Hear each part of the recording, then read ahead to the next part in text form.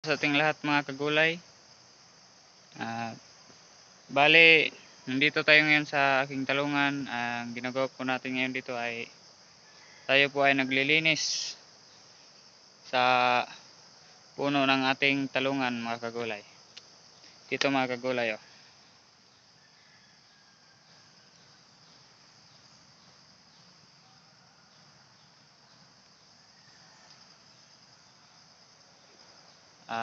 Naka 7 linya nang natapos natin mga kagulay. Diyan wala pa. Tingnan natin yung hindi pa na lilinisan. Yan, oh. Madamo na. Yan, may nagiyelo pang madahon. Tanggalin natin to. Yan.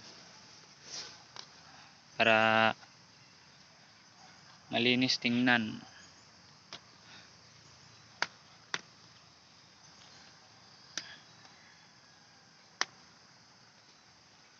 Dito. Ito, gaya nito mga kagulay. Malinis tingnan.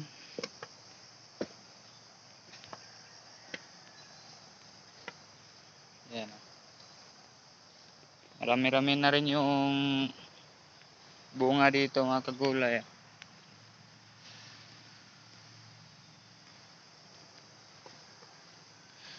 Yan.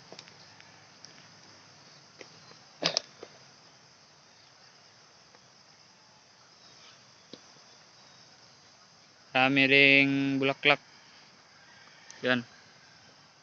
Marami ring mga kulay yung nalalagas dahil umulan nga kahapon. Kagabi. Yan.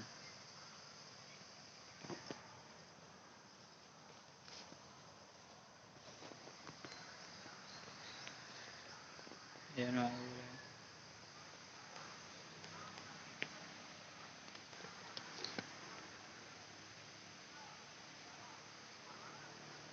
Pitong linya yung natapos ko, tapos yung hindi pa, 1, 2, 3, 4, 4 na linya na lang mga kagulay. Ito yung aking talungan ngayon. Tingnan natin yung bunga na pwede nang i-harvest bukas. Ito mga kagulay, oh, yung damo niya. Ginapangan na yung ating mga talong. Ito na mga kagulay, oh. Katamtaman lang yung laki niya. Ito. Yan. Ito.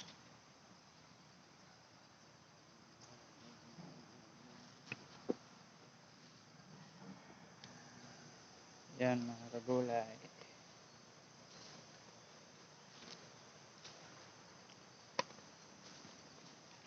Ito mga kagulay.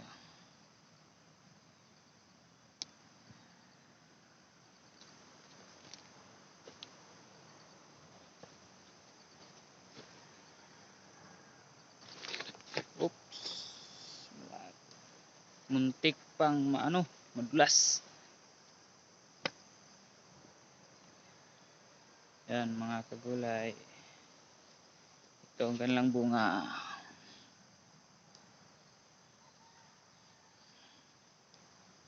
Yan. Maganda-ganda rin mga kagulay. Tapos yung tangkay mga kagulay, green na green.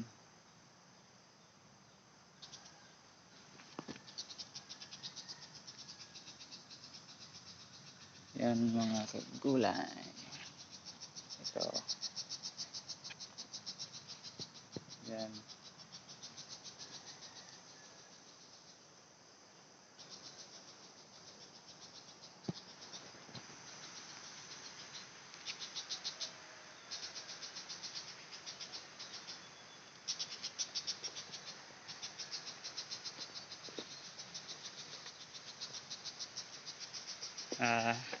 Bale mga kagulay, hanggang dito na lang muna tong video na to.